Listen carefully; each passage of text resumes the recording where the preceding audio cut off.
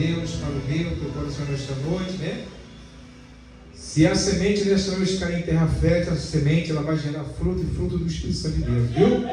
Te digo para você mais uma vez, irmãos, em nome de Jesus Cristo, eu sempre digo, né? Eu não saí lá da freguesia do Ó, vim para cá só para mim ficar sentado, eu vim para receber aquilo que o Senhor tem para a minha vida, né? E digo para você nesta noite, você não trabalhou o dia inteiro só da sua casa para vir para cá, para ficar sentado, para ouvir a mensagem e sair do mesmo jeito, não, né? Porque a Bíblia diz que aonde ele passa tem que haver mudança e transformação. Então nesta noite, irmãos, abre a porta da tua casa para que a palavra de Deus possa entrar nesta noite, né? Para que você não saia da mesma maneira que você entrou, mas que você saia daqui abençoado e transformado nesta noite. Você crê? Se você crê, irmãos, acabou nesta noite. Basta crer para receber o teu milagre nesta noite. Senhor, mediante Deus a mensagem do Pai, do Filho e do Espírito Santo de Deus, nesta noite mais uma vez, Deus, ela somente é, Pai, o teu mensageiro nesta noite, que vai trazer a mensagem, Deus, para o meu e o coração da tua igreja, Deus. Que essa mensagem, Deus, venha falar, Deus, no oculto e o profundo nesta noite. Se essa mensagem desta noite, oh, Pai, em nome de Jesus Cristo, Pai, venha derramar poder, graça e autoridade na tua igreja, Pai. Mas se tiver algum impedimento, Deus, para que a mensagem desta noite, oh, Pai, não chegue até esta mulher, Deus, caia por terra agora, em nome de Jesus Cristo, porque esta mensagem tem poder, esta mensagem tem poder e autoridade, ó Pai. Então que nesta noite, ó Pai, o mensageiro da noite, ó Pai, venha, Deus, falar, Deus, no oculto e o profundo nesta noite, ó Pai, trazendo, Deus, a revelação do Espírito Santo de Deus, para falar com este homem, com esta mulher, Deus,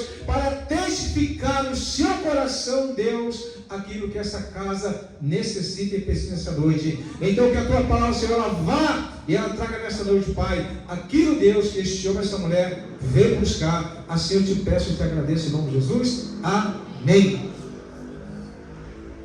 Aleluia. Salve a igreja na paz do Senhor. Amém, queridos. Louvado seja Deus. Irmãos, abra sua Bíblia no livro de Ezequiel, capítulo 12. Louvado seja Deus.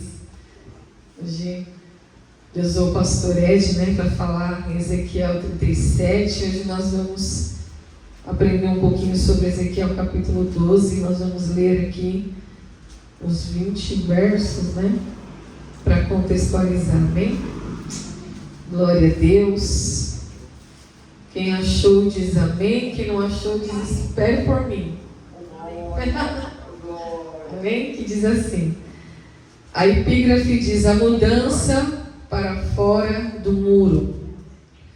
E veio a mim a palavra do Senhor dizendo: filho do homem, tu habitas no meio da casa rebelde, que tem olhos para ver e não vê, tem ouvidos para ouvir e não ouve, porque eles são casa rebelde.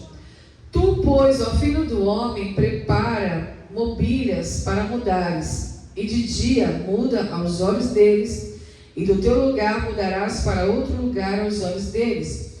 Bem pode ser que reparem nisso, ainda que eles são casa rebelde. Aos olhos deles, pois, tirarás para fora de dia as tuas mobílias ou a tua bagagem, né, dependendo da sua tradução, como quem vai mudar. Então tu sairás de tarde aos olhos deles, como quem sai mudando para o cativeiro. Faze para ti à vista deles uma abertura na parede e tiras para fora por ali. Aos olhos deles, nos seus ombros, as escuras as tirarás e cobrirás o teu rosto, para que não vejas a terra, porque te dei por sinal a casa de Israel. E fiz assim como se me deu ordem, as minhas mobílias tirei para fora de dia, como mobílias de cativeiro. Então à tarde fiz com a mão uma abertura na parede, as escuras as tirei para fora, e nos meus ombros as levei aos olhos deles. E pela manhã veio a mim a palavra do Senhor dizendo: filho do homem, porventura não te disse a casa de Israel, aquela casa rebelde, que fazes tu? Dize-lhes: assim diz o Senhor Deus, esta carga refere-se ao príncipe em Jerusalém e a toda a casa de Israel que está no meio dela. dize, eu sou o vosso sinal. Assim como eu fiz, assim lhes fará a eles. Irão para o exílio em cativeiro. E o príncipe que está no meio deles levará aos ombros as mobílias e as escuras sairá. Farão abertura na parede para as tirarem por ela. E o seu rosto cobrirá para que com os seus olhos não veja a terra. No 13. Também estenderei a minha rede sobre ele e será apanhado no meu laço. E o levarei a Babilônia, a terra dos caldeus, e contudo não haverá, ainda que ali morrerá. E a todos os ventos espalharei os que estiverem ao redor dele para seu socorro, e todas as suas tropas, e desembainharei a espada atrás deles. Assim saberão que eu sou o Senhor, quando eu os dispersar entre as nações e o espalhar pelas terras. Mas deles deixarei ficar alguns poucos, escapos da espada, da fome, da peste, para que contem todas as suas abominações entre as nações para onde forem, e saberão que eu sou o Senhor. Então veio a mim a palavra do Senhor dizendo: Filho do homem, o teu pão comerás com tremor, e a tua água beberás com medo e com receio. E dirás ao povo da terra: assim diz o Senhor Deus acerca dos habitantes de Jerusalém, na terra de Israel: o seu pão comerão com receio, e a sua água beberão com susto, pois a sua terra será despojada de sua abundância, por causa da violência de todos os que nela habitam. E as cidades habitadas serão devastadas, e a terra se tornará em desolação, e sabereis que eu sou o Senhor. Oh, glória! Amém? Louvado seja Deus. Irmãos, eu confesso aos irmãos que eu li esse texto com muito temor e com muito tremor nesta noite. Eu vinha meditando essa palavra de Deus antes de vir para o culto, e é uma palavra muito forte que aconteceu no tempo lá de Jerusalém, no tempo dos profetas do Antigo Testamento, algo que o Senhor fez para mostrar que Ele é o Senhor. E nós temos uma grande expectativa, irmãos, em cada virada de ano. É natural do ser humano, porque nós buscamos novidades, né? O ser humano, ele gosta de novidade, de coisas novas, e quando a gente fala de ano novo, né, a gente cria essa expectativa de um ano melhor, de um tempo melhor, de um ano profético, e cada igreja lança sua palavra profética, né? Algumas igrejas colocaram que é o ano da expansão, outras igrejas colocaram que é o ano da colheita, o ano da novidade, o ano da transformação, enfim, cada um recebe uma direção de Deus e profetiza, porque crê, irmãos, porque tem esperança. E nós vimos que o ano já começou mostrando a justiça de Deus. Nós vimos lá, né, a questão da Venezuela, nós vimos o que aconteceu. E também, irmãos, nós vimos que nós viramos o calendário e nós já começamos a receber algumas notícias de situações que não agradam a Deus.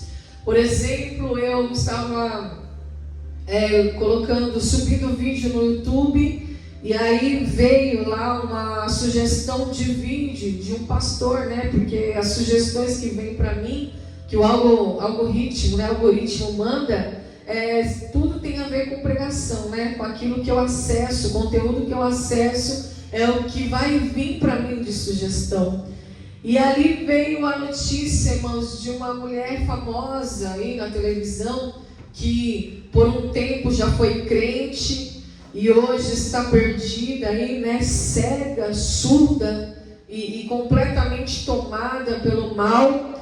E hoje ela faz conteúdo adulto. Eu acredito que eu não preciso nem falar o nome, que os irmãos já sabem quem é.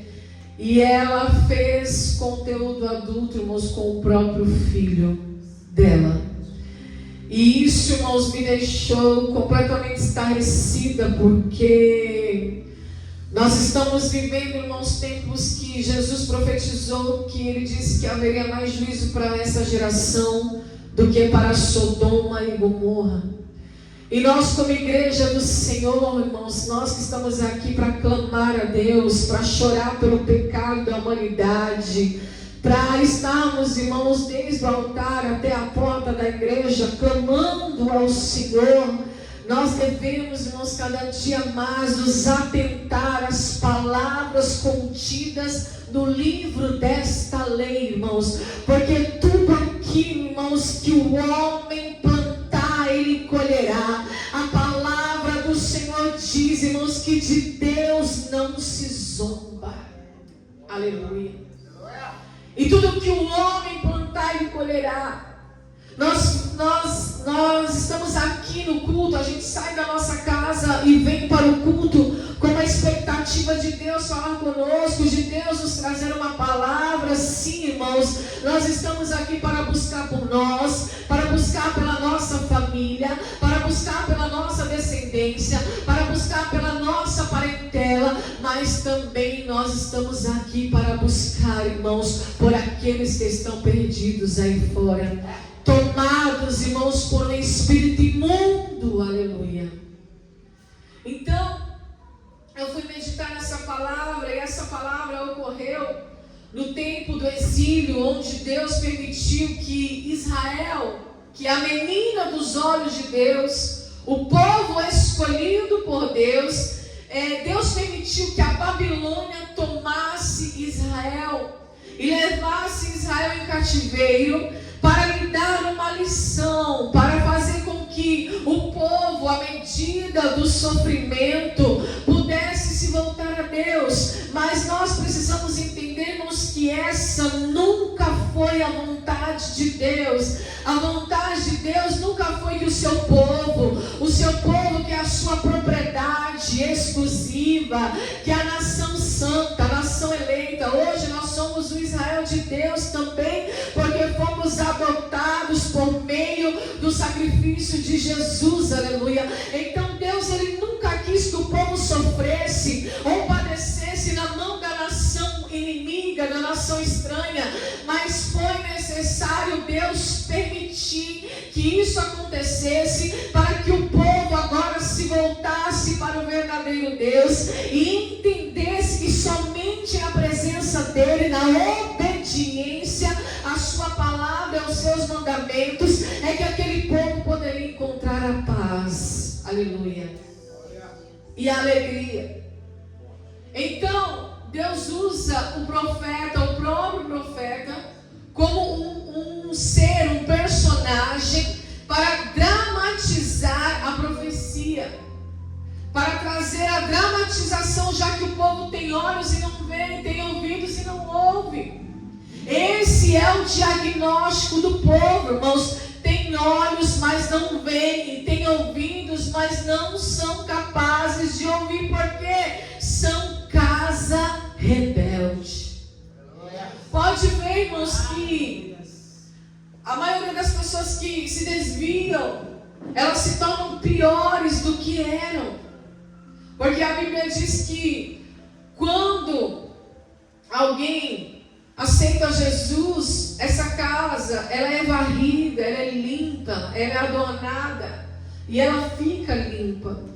Mas se alguém se desvia do caminho, a Bíblia diz que o diabo, o adversário da nossa alma, Satanás e seus demônios, eles observam e veem quando a casa está limpa, quando a casa está varrida, adornada, e ele deseja habitar. Porque, irmãos, o espírito, pode ser o espírito maligno ou o Espírito Santo, ele deseja um lugar para habitar.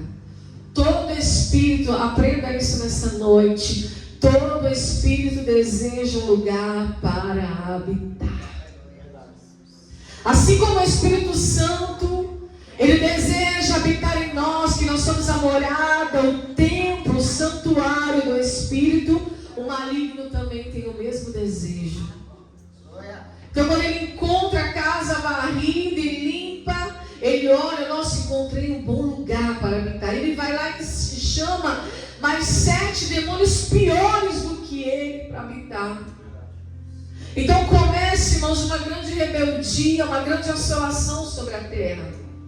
E quando nós estamos aqui nesse período, Israel está assim. Só que sobre Israel já havia sido lançado várias profecias do juízo de Deus, diversas profecias. E eles começam diante das profecias, começam a se levantar falsos profetas. E esses falsos profetas, que não são profetas de Deus, começam a declarar: haverá paz onde não tem paz. Haverá abundância onde Deus está levantando Jeremias, Ezequiel, Isaías, Daniel. Olha, só os profetas pequenininhos, irmãos, olha só. Olha só, Ezequiel, Daniel, Jeremias, Isaías, só profeta, irmãos, de alto nível, para dizer: não haverá paz, não haverá abundância, porque Deus está zangado, Deus está irado, a nação precisa se arrepender, a nação precisa chorar pelo pecado, aleluia, a nação precisa entregar a Deus um coração contrito e quebrantado, para que o Espírito Santo possa mover as águas. Mas os falsos profetas começam a se levantar e dizer: não dê ouvidos a isso, haverá paz, haverá abundância, haverá alegria. Mas eles estão profetizando coisas que o Senhor não mandou profetizar. E sabe por que os falsos profetas, irmãos, conseguem enganar o povo? Sabe por quê? Porque as profecias de Deus se demoram a acontecer. Porque Deus é longânimo. Deus é misericordioso. Deus é paciente. Então, antes de executar a justiça e o juízo, primeiro Ele vai apresentar a misericórdia. Então, o povo está ouvindo as profecias de Ezequiel, de Jeremias, de Isaías, de Daniel, e eles não estão dando crédito pela demora. Então os falsos profetas dizem: isso não vai acontecer, olha quanto tempo já se passou. Aqui no 12:22 está escrito assim, que o povo começa a levantar um provérbio que diz assim: prolongam-se os dias e toda visão perece. Eles começam a levantar esse provérbio, por quê? Porque passa muitos anos e Deus não está executando justiça nem juízo, nada. Só que não é porque, irmãos, passam-se os anos, é que Deus não vai cumprir aquilo que Ele falou. É que Deus está tendo misericórdia da nação, irmãos. Quantos anos Nicolás Maduro fez da Venezuela, irmãos, um país lançado à desgraça, à pobreza e à miséria? Quantos anos aquele homem nos governou aquele país, para que chegar agora em 2026 o Senhor usar ali, irmãos, a nação americana para executar justiça e juízo? Demorou, mas chegou. E aqui nesse capítulo 2 de Ezequiel, Deus fala para Ezequiel ser o próprio personagem para trazer a dramatização da profecia. Então ele diz assim: você vai pegar, Ezequiel, algumas mobílias da sua casa, ou um pouco de bagagem da sua casa, e você vai preparar como você estivesse mudando, e você vai mudar de dia aos olhos deles, e eles vão observar tudo que você está fazendo. Você vai se mudar do seu lugar para o outro lugar na frente deles, para que eles possam reparar nisso. Ainda que eles sejam casa rebelde, eles vão ver que você está mudando. Então na frente deles você tirará para fora a tua bagagem, como quem vai mudar. Então você vai sair de tarde na frente deles, como quem sai mudando para o cativeiro. Então essa profecia ele começa a executar, irmãos, agora de maneira prática, literal. Ele pega um pouquinho de sua bagagem e muda na frente deles. Ele vai saindo de dentro de casa como alguém que está indo para um lugar longínquo, um lugar de cativeiro, levando poucas coisas. E aí ele vai dizer, na frente deles, você vai fazer uma abertura na parede e tirar para fora por ali. Isso configura o que, irmãos? Somente quem era escravo é que tirava suas coisas por um buraco na parede. Somente aquele que era escravo ou servo é que tinha esta cultura ou este hábito. Tudo isso Deus mandou Ezequiel fazer para mostrar para eles de uma maneira literal o que a Babilônia ia fazer com eles. E aqui está escrito: aos olhos deles, na frente deles, nos seus ombros, as escuras as tirarás, com o rosto tampado. Você vai fazer tudo isso, Ezequiel, com o seu rosto tampado, para que você não veja eles e nem a terra que você está pisando, porque é um povo cego, um povo que não quer enxergar a verdade, que não quer enxergar, um povo que quer viver as escuras, longe de Deus. É tão tremendo, irmãos, que Deus, ele faz o profeta vivenciar aquilo na sua própria pele, porque é assim que funciona. Foi por isso que ele enviou Jesus para morrer em nosso lugar. E aí ele diz aqui, e fiz assim como me deu ordem. Tirei as minhas bagagens, como bagagens de cativeiro. À tarde eu fiz com a mão uma abertura na parede, saí com o rosto tampado para fora, e nos meus ombros levei a minha bagagem aos olhos deles, simbolizando escravo, alguém que está escravo. Aleluia. E aí no outro dia pela manhã veio a palavra do Senhor dizendo: porventura ninguém te perguntou o que você estava fazendo? Não, ninguém perguntou. Mas mesmo assim, Ezequiel, você vai profetizar. Vai até o meu povo e diz assim para eles: esta carga, esta bagagem se refere ao príncipe de Jerusalém, ou seja, ao rei Zedequias, e a toda a casa de Israel que está no meio dela. E eu sou o vosso sinal. Eu estou aqui como um sinal para que vocês entendam. Sabe o que Deus está fazendo? Deus, ele vai até as últimas consequências para que o seu povo se arrependa. Antes da Babilônia vir e tomar Israel e pegar o rei Zedequias e levar ele ao cativeiro, e a Bíblia diz que o rei da Babilônia furou os 2 olhos do rei Zedequias antes de levar ele a cativeiro. Antes de Deus executar justiça e juízo, irmãos, primeiro ele fez o profeta encenar, trazer a cena para que aquele povo pudesse se arrepender. E nem assim o povo se arrependeu. E nem assim o povo se voltou a Deus, irmãos. Aleluia. E aí ele está dizendo aqui, olha: eu sou o vosso sinal. Assim como eu fiz, assim se lhes fará. Eles irão para o exílio em cativeiro. Vocês acham, irmãos, que não é doído para Deus ver o seu povo sendo lançado cativo na Babilônia? O povo merecia sim aquele exílio, porém, mesmo no exílio da Babilônia, mesmo sendo ali escravizado pelo rei Nabucodonosor, a Bíblia diz que Deus limitava o rei da Babilônia.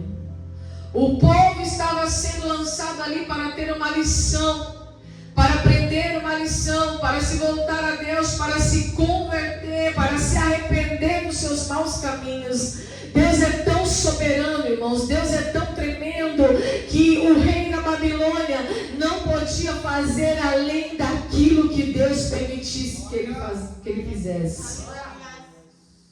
Eis o cuidado de Deus até mesmo no cativeiro. Então o príncipe, que é o rei Zedequias, que está no meio deles, levará aos ombros as bagagens e as escuras. O rei da Babilônia mandou furar os 2 olhos do rei de Israel. E isso aconteceu, irmãos, de fato. O seu rosto cobrirá para que com seus olhos não veja a terra. E aí ele vai falar: estenderei a minha rede sobre ele, e será apanhado no meu laço, e levarei a Babilônia, a terra dos caldeus, e contudo não verá a terra, mas ali ele morrerá. E sabe o que começa a acontecer aqui, irmãos? Quem aqui já viu aqueles filmes de guerra, de soldado? Aleluia. Oh, glória. Acho que todo mundo aqui já viu algum dia, né? Quando eles têm uma pausa para comer, como que eles comem? Nós lemos o texto. Com medo. Já pensou, irmãos? No momento que você for se alimentar, você se alimentar com medo. No momento que você for beber, você beber com susto. Você está bebendo um copo de água, aí vem um barulho no estrondo, você leva um susto. Você não tem paz, nem para comer. É isso que o cativeiro traz, irmãos. É isso que o exílio traz. E quando se fala de comida, de bebida, de hora, de alimentação, nós que temos uma vida comum, vamos dizer assim, nós consideramos esse tempo, exatamente, esse horário sagrado. É sagrado. Eles estão perdendo aquilo que é sagrado. E assim vive, irmãos, o povo que é rebelde. Assim vive a casa rebelde. Assim vive os filhos da desobediência. Eles não têm paz nem para comer, irmãos. Então, nós entendemos através dessa palavra que Deus, Ele quer despertar a sua igreja. Não que nós estejamos aqui, irmãos, sendo designados ao cativeiro. Não é isso. Mas Deus quer nos despertar para que nós possamos trazer a nossa consciência que tem um povo aí fora que está em cativeiro. Tem um povo aí fora que está na Babilônia, aleluia. Tem um povo aí fora que está sendo designado à morte, às escuras, à cegueira espiritual. E nós, como igreja, precisamos agir, irmãos. Precisamos agir nessa noite. Agir. Aleluia. Ele vai falar da rede, ele vai falar dos ventos, e aí ele vai dizer: assim saberão que sou eu o Senhor, que dissipo as nações e espalho pelas terras. Vocês acham que aquele povo da Venezuela já não estava clamando há muito tempo, irmãos? Há muitos anos eles clamavam por justiça. E Deus dispersou as nações e espalhou pela terra. Ele é o mesmo Deus, irmãos. O Deus que levou Israel ao exílio da Babilônia é o Deus que está atuando em nosso meio no dia de hoje. É o Deus que nos permitiu entrar 2026 em mais um ano para fazer tudo diferente. Aleluia. Então ele envia vento, ele envia rede, ele envia laço, para que todos olhem e dizem: há um Deus, aleluia, soberano, Senhor, que comanda céus e terra. Ele está acima de tronos, de reinos e de nações. E aí ele fala: eu vou deixar alguns poucos escaparem da espada, da fome e da peste, para que contém todas as suas abominações entre as nações para onde forem, e saberão que eu sou o Senhor. Ele é tão soberano, irmãos, que olha só, ele vai deixar alguns escaparem do cativeiro, da espada, da fome, da peste, e eles, levando as suas abominações, contaminem outras nações. Quem está entendendo esse pensamento, irmãos? Deus não deixou eles livres porque eles estavam limpos, retos, restaurados. Não, ainda com as suas abominações, Deus deixou escapar para que contaminasse mesmo de maneira proposital outras nações, para que ele pudesse se levantar como o Senhor das nações. Sabe por quê, irmãos? Deus comanda tudo. O bem e o mal está sobre o poder de Deus. Aleluia. E quando Ele quer revelar a sua glória, quando Ele quer revelar a sua face, ainda que Ele tenha que dar ordem ao mal para que lhe obedeça, Ele vai fazer, irmãos, para que o nome dEle seja glorificado, para que as nações possam ver que há um Deus em Israel. Da mesma forma foi com o profeta Elias, o que representa todos os outros profetas por causa da sua autoridade. O profeta Elias, ele declarou: então vamos começar a profetizar. Começa a profetizar aí os profetas de Baal. Veja aí se o seu Deus Baal vai te ouvir. E ele começa a debochar, irmãos. A Bíblia diz que ele diz: ué, eles não estão te ouvindo? O seu Deus não está te ouvindo? Mas será que está dormindo?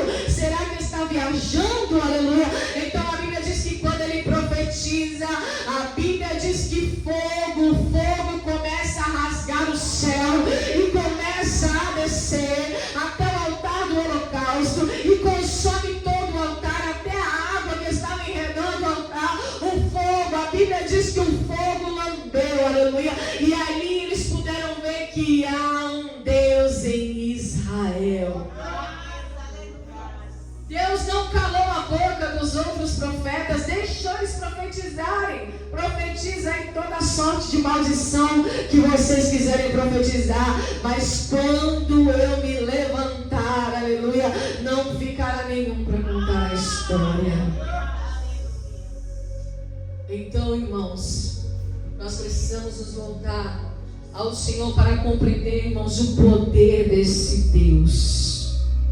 Notem que existem 3 profecias dentro de uma. A terceira profecia, agora ele vai dizer assim: filho do homem, o teu pão comerás com tremor, e a tua água beberás com estremecimento e com receio. Imagina, nós não tem paz, nem para comer, nem para se alimentar.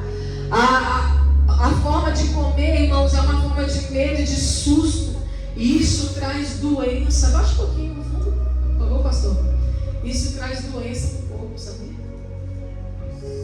Você sabia que se você não se alimenta direito, se você come com pressa, dependendo da forma como você se alimenta, isso aí vai trazer, irmãos, doenças para o seu corpo, para o seu físico, para o seu estômago, para o seu intestino, para toda a área do seu corpo. Isso vai acarretando em doenças.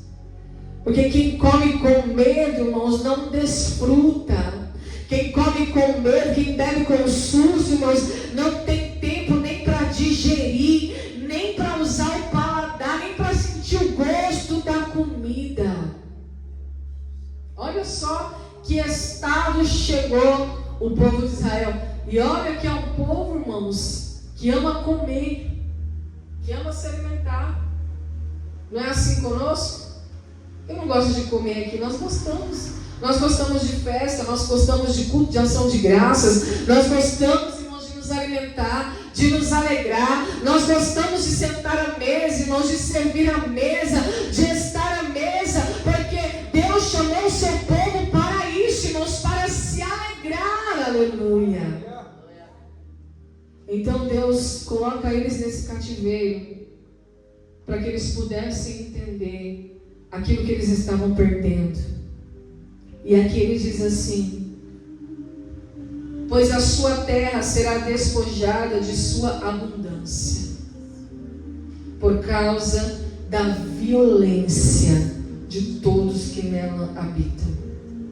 E as cidades habitadas serão devastadas e a terra se tornará em desolação, e sabereis que eu sou o Senhor. Jerusalém foi devastada por Babilônia naquele período. E aí, para encerrar, irmãos, vou encerrar no horário. Glória a Deus. Quando Jesus, ele nasce, ele vem para cumprir o seu ministério, o seu propósito. Ele começa a pregar acerca do reino de Deus, o reino dos céus. E Jerusalém foi reconstruída. Depois de ser assolada, passou o tempo do cativeiro da Babilônia, eles reconstruíram Jerusalém. Mas Jesus, ele entra em Jerusalém e a Bíblia diz que ele começa a chorar. E ele começa a chorar e bradar e dizer assim: Jerusalém, Jerusalém, vós que matai irmãos, os verdadeiros. Quantas vezes, Jerusalém, Jesus é o Deus encarnado, irmãos, é a voz de Deus. Ele diz assim: quantas vezes eu quis proteger vocês, quantas vezes eu quis amar vocês, proteger vocês como a galinha que protege os seus pintinhos. Ele entra bradando essa palavra e chorando, porque ele olha para aquela Jerusalém que foi restituída alguns anos depois, muitos anos depois, e ele vê que não mudou nada. Continuam sendo hipócritas, belos por fora, vazios por dentro, cheios de religiosidade.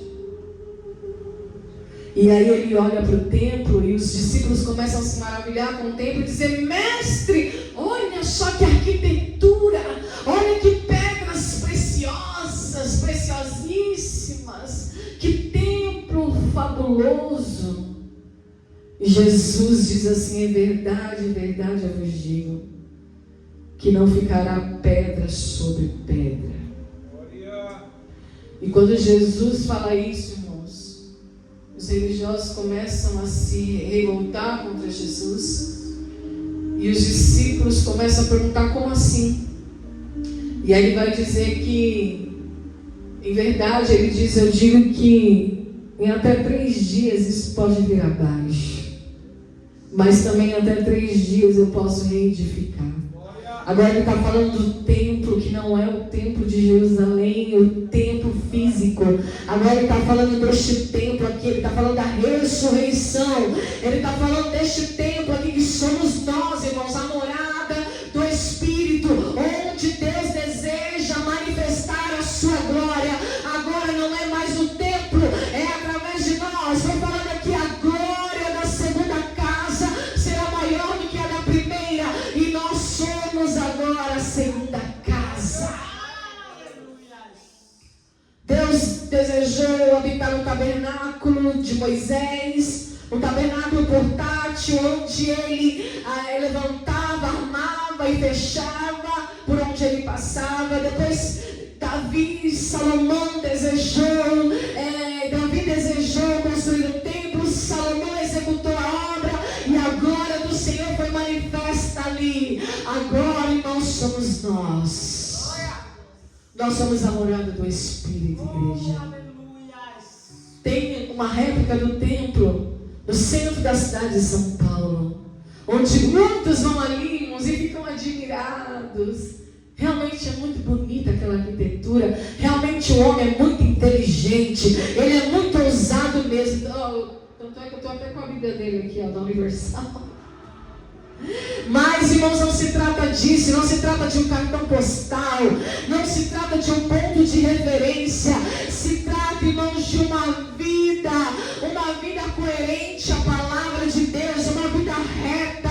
Se trata de uma vida transformada pelo poder do Espírito Santo.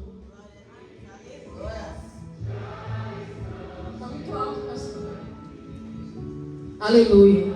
Estou encerrando. Jesus olhou para aquele templo, entrou em Jerusalém e falou: em verdade eu vos digo, que não ficará pedra sobre pedra. Jesus veio, cumpriu a missão, foi morto, com morte de cruz, ressuscitou, ficou mais 40 dias ensinando os discípulos, foi assunto ao céu, ascendeu aos céus, foi morar com o Pai. E no ano 70 depois de Cristo, Roma destruiu novamente Jerusalém, como Jesus havia dito. Demorou? 70 depois de Cristo, ano 70 depois de Cristo, Roma destruiu Jerusalém. Demorou, mas aconteceu. Por que a demora? Nós estamos ouvindo falar, Jesus está voltando. Há quantos anos? Desde que você era criança você ouve essa palavra. Maranata, ora vem, Senhor Jesus. E aí você pode encontrar alguém que diz assim: mas eu escuto essa palavra desde que eu nasci, minha mãe já falava, minha avó já falava, meus tios já falavam, e nada de Jesus voltar. Alguém profetizou que no ano 2000 Jesus voltaria e todos ficaram ali na expectativa na virada do ano de 99 para 2000. Foi a maior virada do ano porque virou um século e todo mundo acreditava que Jesus ia voltar no ano 2000 e nós estamos em ano 2026 e nada aconteceu. Mas isso não significa, irmãos, que não vai acontecer. Aleluia. E é isso que nós precisamos entender. Aleluia. Jesus vai voltar. Assim como Jerusalém foi destruída e foi reconstruída algumas vezes, assim também o Senhor vai voltar. Ele veio como cordeiro, mas ele virá como juiz de toda a terra. Ele veio como cordeiro, ele foi morto, foi crucificado, colocaram nele uma coroa de espinhos, ele foi humilhado, ele foi esbofeteado, ele foi levado ao matadouro como ovelha muda, ele não abriu a boca, em nenhum momento ele cumpriu a missão, mas ele vai voltar, irmãos, grandioso, ele vai voltar, como diz a Bíblia, irmãos, num cavalo branco, entrando entre as nuvens, com os olhos de fogo, com os pés como um latão reluzente, aleluia, com a espada afiada que sai da tua boca. A Bíblia diz que na sua coxa está escrito que ele é o Rei dos Reis, o Senhor dos Senhores, aleluia. Ele voltará glorioso para executar justiça e juízo sobre a terra. Ele virá com seus cabelos brancos, com seus olhos como chama de fogo. Aleluia. Cabelo branco fala da sua eternidade. Olhos como chama de fogo fala que ele vê todas as coisas e nada está oculto aos olhos dele. A espada afiada fala da sua palavra, que executa justiça e juízo àqueles que não deram crédito à sua palavra. Aleluia. Na sua coxa está escrito quem ele é. Ele é o Rei dos Reis, ele é o Senhor dos Senhores. Os seus pés brilham como latão reluzente, porque ele verdadeiramente pisou aos céus. Aleluia. E ele traz o pó, a poeira do lugar onde ele pisou. Então nessa noite, irmãos, creia nessa palavra. Não brinque com o Espírito Santo, não zombe de Deus, não deixe para amanhã, não procrastine a tua vida espiritual, mas que nesta noite você possa crer, você possa acreditar que tudo aquilo que está escrito nessa palavra, ainda que se levantem falsos profetas, ainda que se levanta o espírito do engano, mas a verdade não está escondida de ti, ela está sendo revelada todos os dias pela verdadeira palavra. Então que nessa noite você compreenda, irmãos, que nenhum jota, nenhum tio dessa palavra deixará de se cumprir e o nome dele será glorificado.